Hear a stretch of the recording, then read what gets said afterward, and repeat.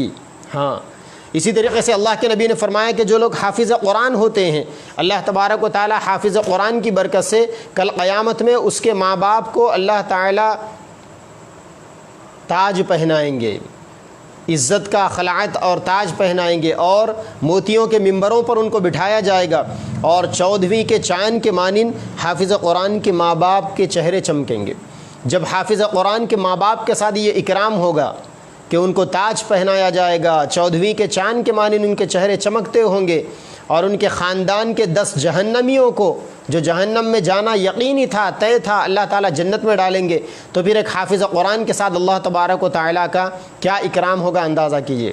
یہی وجہ ہے کہ کہتے ہیں کہ حافظ قرآن کا جب انتقال ہو جاتا ہے تو پھر اس حافظ قرآن کا کفن بھی میلا نہیں ہوتا، کفن بھی میلا نہیں ہوتا، بلکہ اللہ والوں نے تو یہاں تک کہا ہے کہ جو حافظ قرآن مرتا ہے اور کسی قبرستان میں دفن ہوتا ہے، اللہ تبارک و تعالیٰ اس حافظ قرآن کی برکت سے پورے قبرستان کے مردوں پر سے قیامت تک کے لیے قبر کے عذاب کو اٹھا لیتے ہیں۔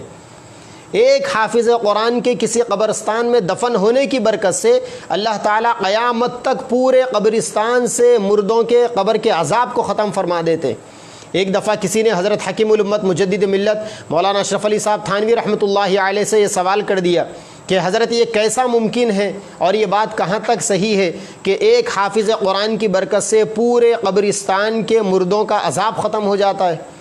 تو وہ جو صاحب سوال کر رہے تھے وہ صاحب حضرت کو پنکھا کر رہے تھے۔ اس زمانے میں یہ فین کا اور اے سی کا کولر کا زمانہ تو تھا نہیں، بجلی تو تھی نہیں، کرنٹ تو تھا نہیں، پنکھے کیا کرتے تھے۔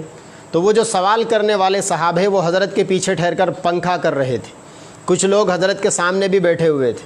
انہوں نے یہ سوال کر دیا کہ حافظ قرآن کی برکت سے قبرستان کے پورے مردوں کے عذاب کو اللہ کیسے دور کریں گے؟ سمجھ میں نہیں آئی بات۔ تو حضرت نے کہا کہ اچھا تم کیا کر رہے ہو؟ انہوں نے کہا کہ حضرت میں آپ کو پنکھا کر رہا ہوں۔ حضرت نے کہا کہ اس پنکھے کی ہوا کس کو جا رہی ہے؟ انہوں نے کہا کہ آپ کو جا رہی ہے۔ پھر حضرت نے کہا کہ سامنے والوں کو بھی جا رہی ہے یا نہیں؟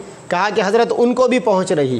تو حضرت نے کہا کہ پنکھا آپ نے مجھے کیا اور اس کی ہوا آزو بازو والے اور سامنے والوں کو بھی جا رہی ہے۔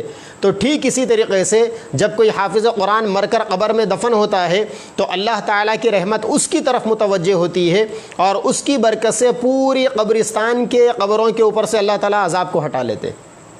تو یہ قرآن مجید کے